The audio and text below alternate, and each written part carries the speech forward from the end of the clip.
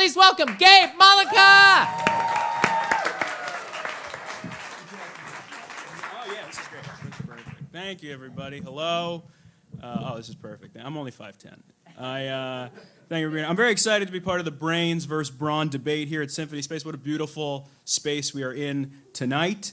I also want to say that I know that this is an away game for Team Brawn. Because we're performing at a place called Symphony Space.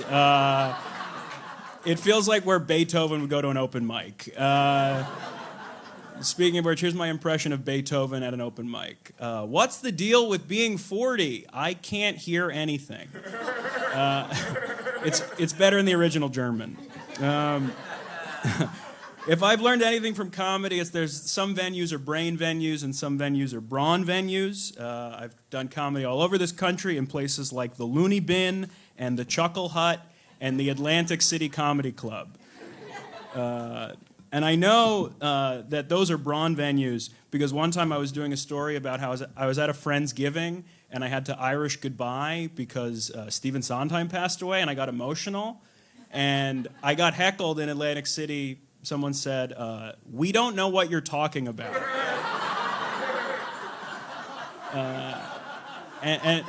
And by we, he meant anyone within a 100-mile radius. So I'm glad that you guys are here.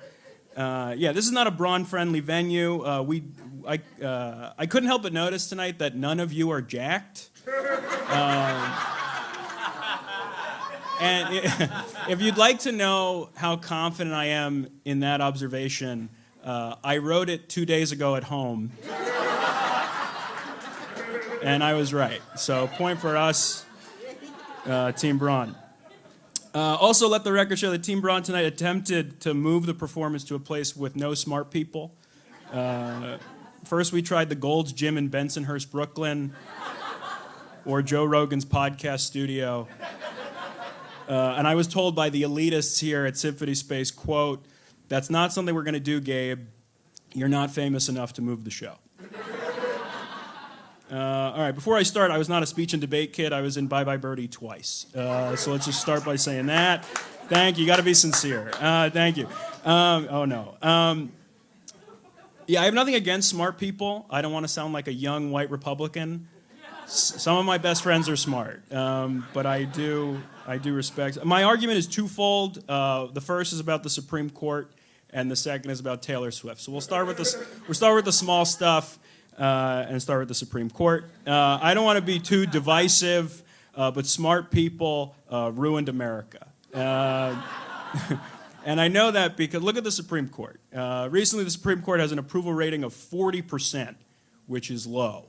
9 out of 10 dentists agree 40 is a low number.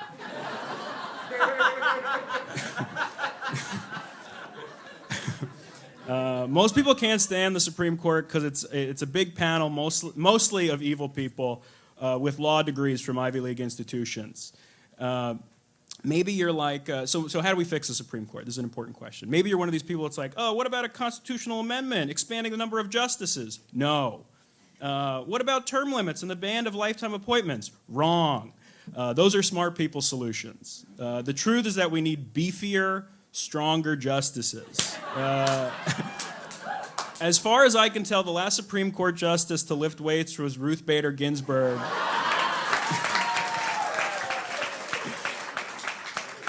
And those weights were small. She lifted weights 3 times a day. She didn't gain any mass. The Supreme Court should be filled with gym rats who go to Panda Express and order the double chicken teriyaki, always hit their macros, and never read. What if you're like, oh no, Gabe, we can't have brawny justices. What could happen to the sacred institution of the Supreme Court? And to that I would say literally and most sincerely, they couldn't do any worse. Can you imagine a court of beefy justices? It would be sweet. A chunky court wouldn't take away a woman's right to choose. They would be too busy making sure Chipotle's portions got bigger.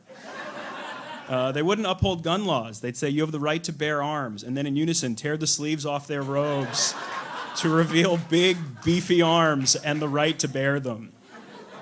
Justice gavels would be replaced by 60-pound free weights. And objections during trials would be decided by which lawyer could suplex the other. I dream of a world where 9 beefy justices with no law degrees interpret laws passed by Congress by deciding which one has the best vibes. This will, of course, result in most cases going in favor of whichever lawyer spoke last. And this might be the best way to do it. It might be childish, but I mean this sincerely. I think they do a good job.